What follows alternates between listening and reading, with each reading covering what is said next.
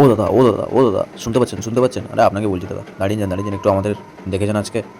আজকে আমরা চলে এসেছি সুরজিৎ লাইফস্টাইলের ব্লগে। ইয়েস, আমরা আজকে চলে এসেছি সুরজিৎ লাইফস্টাইলের ব্লগে, একটু দেখে যান।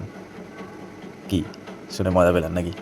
আসলে ব্যাপারটা হচ্ছে আজকের ব্লগটা একটু অন্যরকম বলতে আমার প্রতি শনি রবিবারের যে ব্লগগুলো হয় সেগুলো প্রতিবারই একেবারে অন্যরকমই হয়। তো আজকের ব্লগটাও একেবারে অন্যরকম বলতে আজকে আমার বাড়ির সামনে শনিবার, আজকে আমার বাড়ির সামনে চলে এসছে কিছু রাম ভক্ত হনুমান।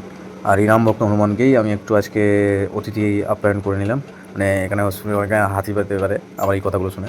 অতিথি আপ্যায়ন বলতে একটু ওদের খিদে পাচ্ছিলো, তো আমি একটু ওদের খাবার দাবার খাওয়ানো একটু বন্দোবস্ত করলাম। তো দেখতেই পাচ্ছেন মোটামুটি ওরা কীভাবে এসে খাবার দাবার আমার কাছ থেকে খাচ্ছে। সত্যি কথা বলতে এখানে এই ভিডিওটা তুলে ধরার একটাই কারণ, যে দেখতেই পাচ্ছেন এই আমার সামনে বসে বসে খাচ্ছে আর আমি এদেরকে খাবার দিচ্ছি, কিন্তু একটাবারের জন্যও আমাকে ওরা মানে কোনো রকমভাবে কোনো ক্ষতি করছে না, মানে আমাকে কোনো রকম কিছু বলছে না।